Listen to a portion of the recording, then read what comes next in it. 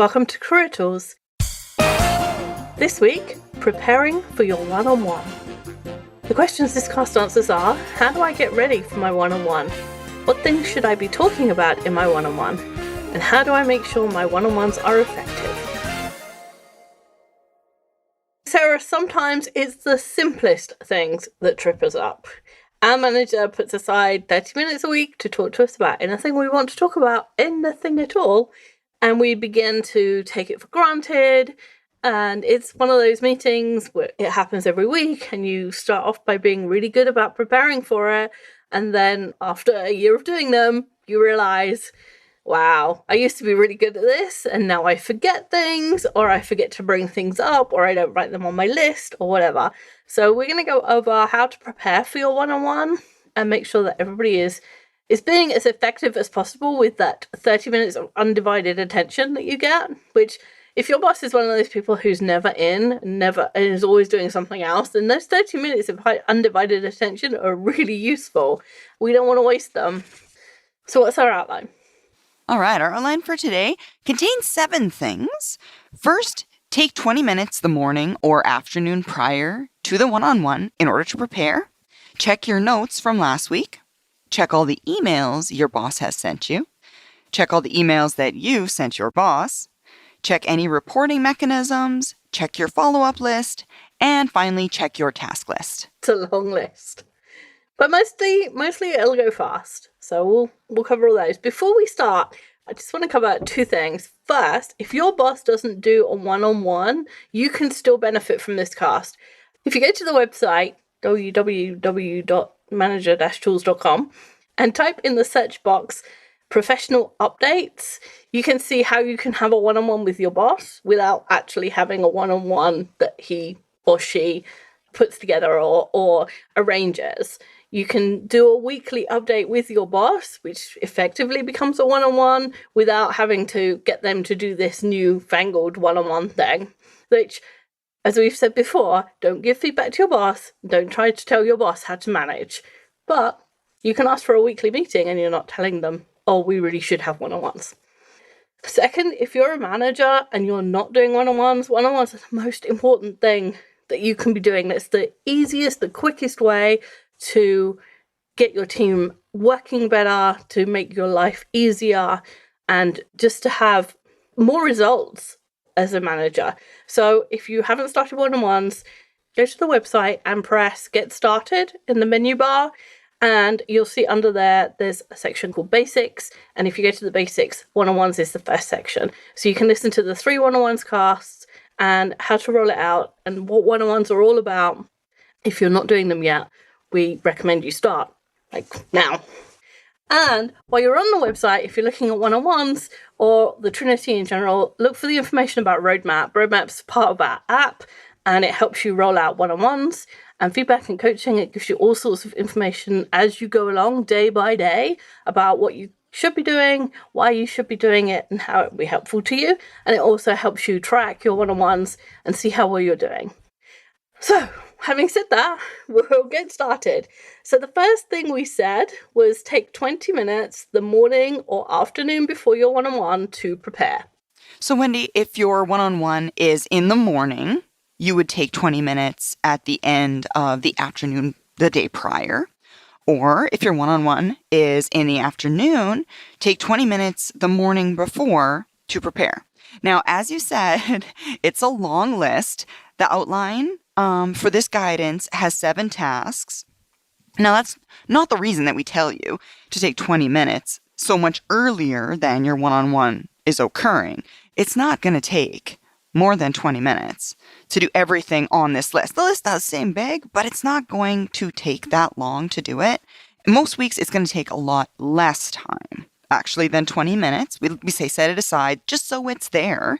But the reason we tell you to start early is so that while you're going through the list, your never fail happens every time. You're going to stumble across things that, oh, shoot, I forgot I was supposed to prepare for that, or I was supposed to report on that this week. Things that you need to get done that you may have forgotten about, didn't get done, or were overlooked. And it would be good to wrap those things up before your O3 So having that 20 minutes it's good. It provides a cushion as well for things that might need to be done. One of the things I find is I'll have asked someone for some information that I want to take to my boss, and maybe they haven't got back to me yet. If I ask them 3 minutes before my one-on-one, I can guarantee they are not going to get me that information in time for my one-on-one. But if I ask them in the afternoon of the day before, then I will get it by the morning of the next day, assuming that they're working and all those kind of things. But 9 times out of 10, if I ask someone in our team for some information and I say, hey, I need it for my one-on-one, it's tomorrow morning at 11 o'clock, I will get that information before my one-on-one. So starting a long time beforehand gives you some leeway time to make sure that there aren't things on your list which are sort of half done, or you haven't quite finished off, or you haven't got the information that you've been asked for. Absolutely. You just know that your manager is going to follow up on those this week. Worst case scenario, you can say, you know what, I followed up with Wendy on that. I haven't got an answer yet. But at least you're still making moves, right? Yeah. Going down the path. So, for example, your boss might have asked you to see if you can find a file that you probably archived. And because it's a small task, it could be overlooked, right? You've got 10 other things that are way more important and they're taking all your time and energy, and you just forget that you're supposed to get this task, or every time you look at your list, you just skim over it. But your boss has got it on their list, right? They have a list from their one-on-one, their last one-on-one, and it says, I asked Wendy for this. And, you don't want to go into a one-on-one and go, oh yeah, I forgot that. In fact, I had to do that this morning in my O3 and I was really annoyed. I was annoyed at myself because I knew it was there. And so this preparation time gives you time to get any of those tasks done. If you don't need it, it's fine. If you do, it's a lifesaver. Absolutely. The next piece of our guidance is check your one-on-one notes from the previous week. And obviously, everyone listening to this has a one-on-one notebook, course, right? Yeah. Right, exactly. That's a rhetorical question because I know that everyone does. Now, if you don't, side note, you need one. Now, it can be a physical notebook, right? Or it could be just pages, sheets in a folder. But those notes ideally should be separate from all of the other notes that you're taking in all of your other meetings. Because it's too easy if it's in one shared notebook for everything to blend together and you can't find them.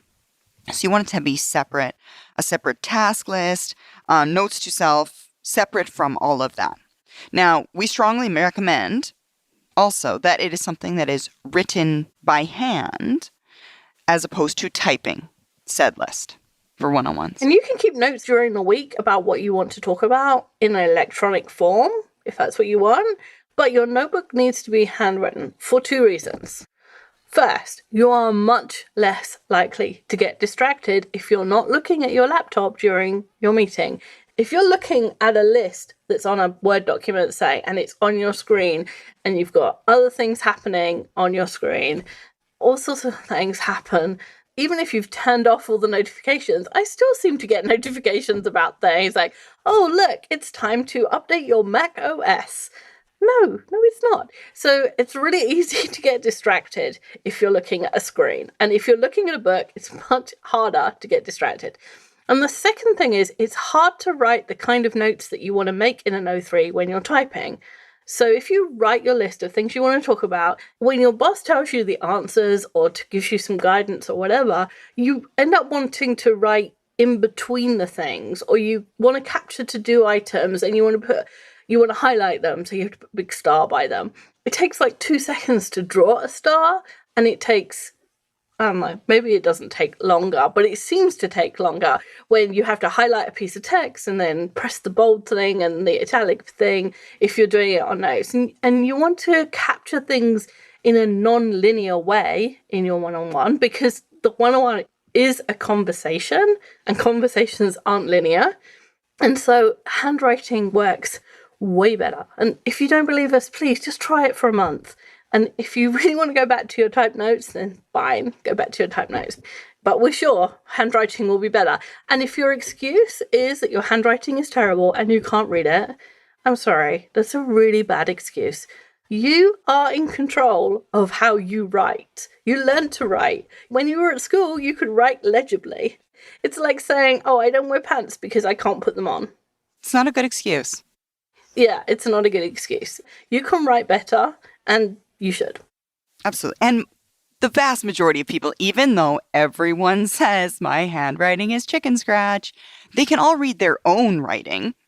It's not like this is notes that we're asking you to take for someone else to decipher later. Then yeah, maybe. But I know even for myself, I read a lot of symbols, and without knowing the context of the conversation and exactly what all of those symbols mean inside my own head, no one else can read them. But they make sense to me, and that's the only person that matters. Right. Nobody else is ever going to look at your O3 notes. Absolutely. Now, the first part of preparing for your one-on-one is looking at your notes from the last week. Did you have anything you skipped and you want to add maybe this upcoming week? It's really not unusual to have like non-urgent items on your one-on-one list that you skip intentionally for several reasons. You're running out of time. You and your boss are having one of those days where it's just like, we're having a rough day. I don't think this is the right time to bring this up. Lots of times I find it's other things that are more important and bigger take up more time than I predict they will. So it's easy to take this smaller, non-important item and kind of back burner it because it's just not that important this week. So you want to review last week's notes. Are there any of those items that were unimportant that you want to transfer forward to talk about this week instead? Then is there anything you have an update on that you want to include this week? For example, you might have talked last week about a project or a solution for a problem, and your boss went, yep, go find me a solution. And so in this week, you want to report on, okay, I found 3 solutions, and here's the pros and here's the cons. And so looking at your list from last week will remind you, oh, I need to report on that. If there's anything you were supposed to do and you haven't done, can you get it done before your O3? It's way better to go into your O3 and be able to say, yeah, I've done that, I've done that, I've done that, I've done that, than it is to be able to go into your O3 and like, no, I haven't done that. No, I haven't done that. It's like, what have you been doing all week then? And there's nothing like the sinking feeling you get when your boss brings up the same thing for a second week in a row and you haven't made any progress. It's bad on you. It's not professional that you're not getting your tasks done. It feels bad that you've let down your boss. And it's just not a pleasant place to be. So if you start early enough and you look at your notes from last week, you will be able to get most of the things done, even if you forgot a couple of things. Right. Now the next piece. Check all the emails that your boss has sent you. Whatever email client you're using, you should be able to do like a search for all the emails from a single person. Now, don't restrict this search to just emails that your boss has directly sent to you. You want to include in your search all of the emails that went out to the team as a whole, or that you were CC'd on, any email that you got from your boss. And you also don't just go back to your last one-on-one. You want to go back to a couple of days prior to the last one-on-one. Now, in theory, there really shouldn't be many items from before your last one-on-one because you likely would have included it in your last one-on-one. And by way of reviewing your notes from last week, you'll know whether or not to include it. Somehow, things, though, that changed during the week and something that was not important then becomes important now. So going back a couple of days prior and reviewing will be helpful. And you should really just be able to scan subject lines to remember roughly the email's contents, right? We're not suggesting that you read every word in every single email that was sent to you for the last week and a half. And you just want to jot down anything that you realize, oh, darn it, I need to think about that, or I need to chat with my manager about this, things that you want to rethink because they may come up this time in your one-on-one. And you can sort the emails during the week into folders. Like you might have an email and you think, I must talk to my boss about that in my one-on-one, and you mark it, you put it in an O3 folder, or you mark it with a certain flag or something like that. But experience has taught us that you should not rely on yourself for having done this efficiently. It's way better to go through the whole list of emails and double check that there wasn't something you wanted to include in your one-on-one.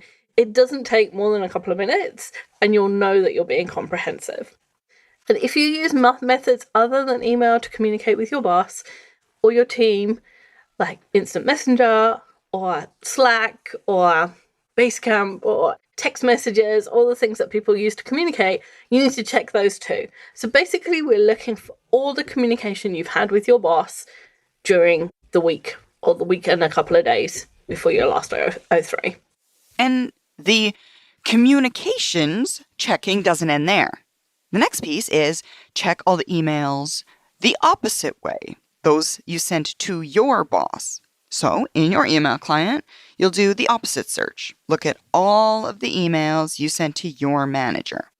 And this time you want to look for things, is there anything that you've sent a question that you've yet to get a reply to, you want to remind your manager about or follow up on? Are there any items that you'd like to discuss further? Right? You got an answer, but you had a couple of more questions. So again, you want to go back a couple of days prior to your last one-on-one, just to be sure that you've caught everything, in case there were some rollover items. Yeah, there always is somehow.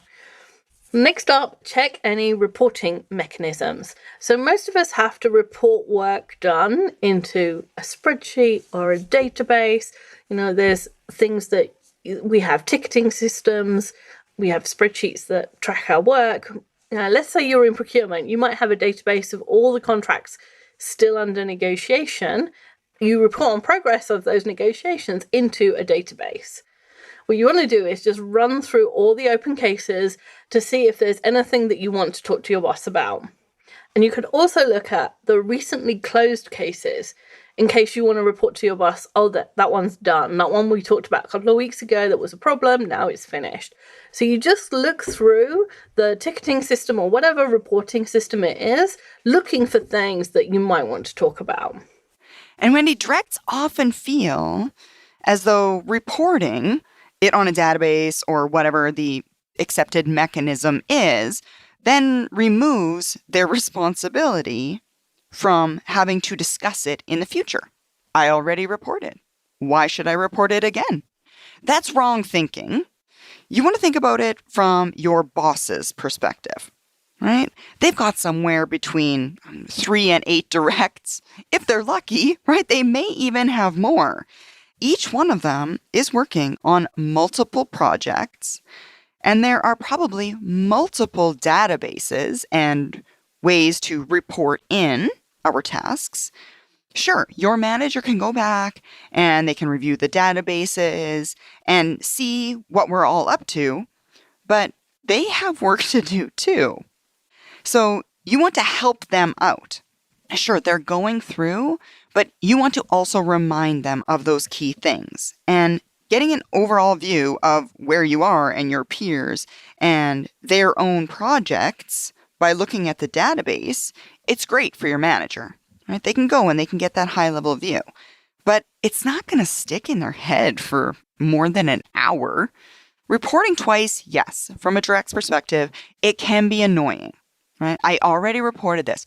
Why should I report it again? Why do we have the tracking system, the database, if I have to report it twice?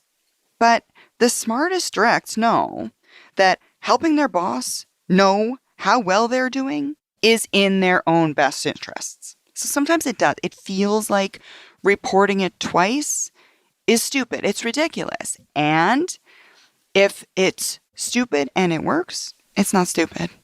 Yeah. At the end of the year, you want your boss to remember all the things you were successful at.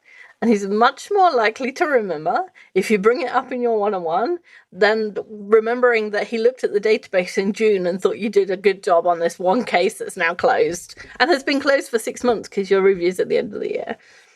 It's in your own best interest. Next up, check your follow-up list. So if you've read Getting Things Done, David Allen calls this the waiting for list. It's the list of things that you've sent to other people and you are waiting for a response. I call it a follow-up list because it has some action to it. I don't like the passivity of waiting for something. I like to follow it up. So that's why I call it a follow-up. And if you haven't read Getting Things Done, we highly recommend it. David Allen rewrote it, I think, a year, 2 years ago, to include lots of technological updates that had happened since the first one. Although if you read the first one, you won't be going wrong. So it's a really good system. So whatever you call it, the list where you keep the list of all the things you're owed and by whom, and when you're expecting a response, that list is what you want to review before your one-on-one. It might contain things you're waiting on from your boss, but also from other people in the organization. And then if you've been waiting in an inordinate length of time, if you've been waiting what feels like too long, whatever that time frame is for you, then you can talk to your boss about getting help to get the answer that you're clearly not getting from someone. So anything that you suddenly think, oh, I'm waiting for something for that person, I need to follow up with that person, anything that then you think I need to talk to my boss about, put that on your list. Absolutely. Now that we've checked our follow-up list, we want to also check our task list. So task list is where you keep everything that you need to do to get done by a specific date. Is there anything that you were supposed to have done that needs to get completed prior to your one-on-one? Are there things that you've gotten done that you want to tell your boss about, right? Milestones, accomplishments, things that we've completed. Is there anything, again, that you want help with? You need to request assistance with. Are there any roadblocks on your tasks that your boss might be able to help with? And you want to put all of those items as well onto your one-on-one list. So now you'll have a nice long list for your one-on-one. There'll be no awkward silences because you can fill them with all the things that you want to talk to your boss about. And prove that you are prepared in advance for the meeting. Exactly. And being prepared for meetings is a mark of professionalism. People who walk into meetings and go, oh, I can't remember, what are we talking about? And oh, I was supposed to read that document before I came. Oh, sorry, let me read it now. I'll just be a minute. Being prepared is a mark of professionalism. Getting done what you say you're going to get done is also a mark of professionalism. It's part of the results and relationships part of being successful in your career. And your O3 is a chance to show that you're a professional, to show your professionalism, and you get to do it every single week. We said at the beginning, there's a tendency, it's a meeting that happens every week. It's you and your boss. It always goes the same way. They always start it with the same question. There's a tendency to let it atrophy. It becomes less important, right? And yet, it's such an opportunity for you that you get to have it every single week. So make the most of it by being prepared and being able to show your boss that you've got results. And if you're not sure about that, getting results is what leads to raises and promotions. And there isn't anybody who doesn't want a raise. Things that happen every week can lead us to dismiss their importance. Don't do that and lose the opportunities that a weekly meeting with your boss allows you. Absolutely. Thanks, Sarah. Thank you, Wendy. Bye, everyone. That's it for this week. I hope it was helpful. We'll be back next week.